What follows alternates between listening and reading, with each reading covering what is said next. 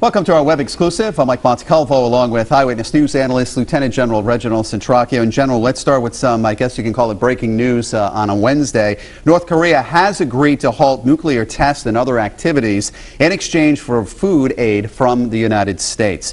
South Korea, by the way, is very happy with this agreement. They're welcoming the agreement. Now, they're also talking about halting long-range missiles and enrichment activities.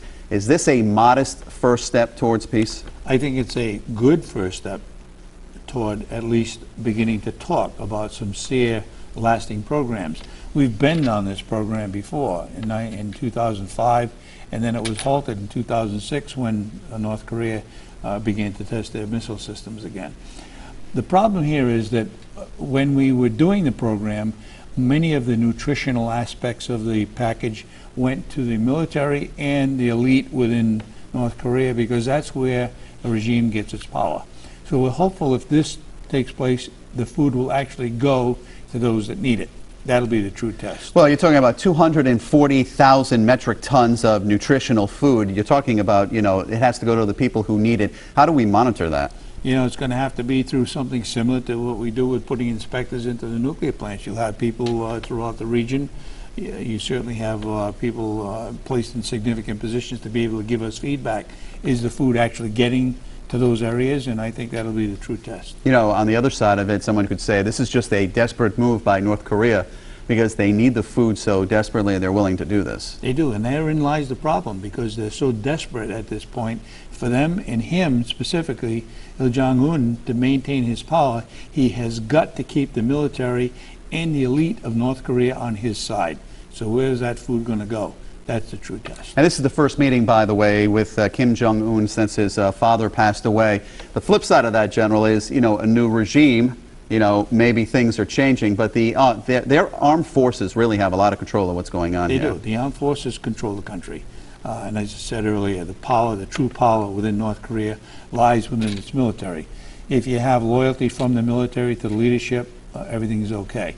If you destroy that link and you start having a fracture within the military, then you have a problem within the regime itself. You talked earlier about we've seen this agreement before. It was in 2005, and then it fell apart in 2006 and 2009. When do we need to get into those, nuclear facilities to start inspecting it? Right away? You need to get in right now. They're way beyond Iran at this particular point. We're talking about not only having a plutonium capability, but uranium, and the enrichment for both those. Either path could take them through a more significant nuclear weapon than they have access to right now. This agreement, how does it affect other countries, or how do other countries look at this agreement? Well, I think right now the countries that would be most affected would be South Korea, certainly China, Japan, and the areas within that region. Probably look at it as a welcome part of the talks that are about to happen.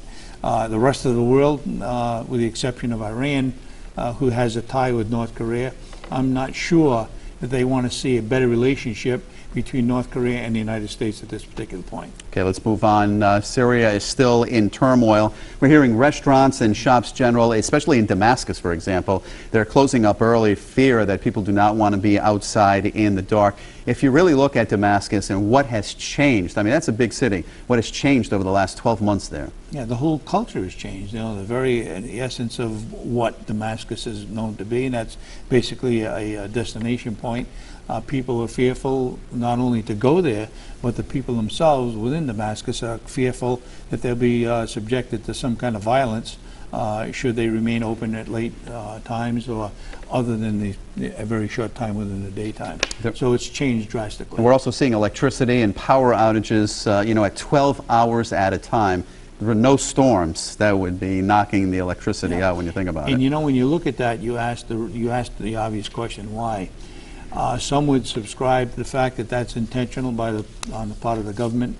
Others would subscribe that it's perhaps within the violent aspects of the country, that they're causing it by disrupting power. I think you have an equal balance between an intentional loss and those that are being accommodated by the violence within Damascus itself. So I think you have an equal balance. We heard Hillary Clinton say this week that really now Assad is facing crimes against humanity. At what point do we decide that it's definitely that? Because, I mean, there have been hundreds and hundreds of people that have been killed just since March alone. You're right. The last figure, known figure at this point, was 7,500. Until the United Nations, including China and Russia, understand and accept the fact that there is a lot of civilian lives being taken down by the government, we'll never see that, because every time there's a resolution brought forward by the United Nations, China and Russia veto it. You surprised that we're now seeing his wife really for the first time? That You know, he's been bringing her out a lot over the last couple of weeks. I think it gives him a new perspective and wants to be looked at as, well, he's just a genuine guy. Yeah, he's a nice smile on his face, beautiful wife. He's okay. You know, you say that, and then if you look at those pictures, and it was at the elections where he was putting the ballot in the box, and you can see that, all right, he is young, he's a good-looking guy, well-dressed, same thing with the wife. Why is there such a problem? Why is there no democracy in Syria? Because they're not used to that. You know, their definition of democracy is much different than ours. Democracy to them means that somebody's in power and they will gain and reap all of the benefits that could be had from a particular country. And they don't really care about the rest of the country that lives in a very poor state. And consequently, when they talk about democracy, that means everybody else has freedom to do whatever they want, providing they don't impact the level of comfort at the regime level. And that is a fluid situation. It seems like things are changing every hour, General, in Syria.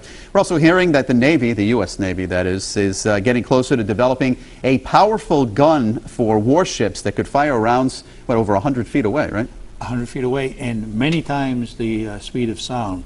And that in itself would tell you that you know, the technology that we're trying to develop would be certainly somewhat less than a nuclear attempt, but still the technology would be far superior than an adversary that would come, that would come against the United States Navy, especially in the Gulf. General, is this part of the new Pentagon plan and how they want to diversify? Yes, I think so. I think you're talking about building a capability built on technology versus using manpower to accommodate our policy across the world. Okay, tragic story this week, obviously, the school shooting in Ohio. And there's always the question, General, that comes out is, especially in college campuses, because you're really not going to do it on a high school campus, is arming police on campus. Does that really deter someone who wants to bring a gun into school, whether it's a college campus or, you know, high school or elementary school, which we saw also this week? Let's go back to your observation when we talk about high schools. We do have police officers in high schools now. In some cases, looking at basically controlling the drug program and other considerations as far as violence is concerned. But to answer your question specifically, if someone is intent on committing a crime with a weapon, there's not much you're going to do about it except to know about it before it happens.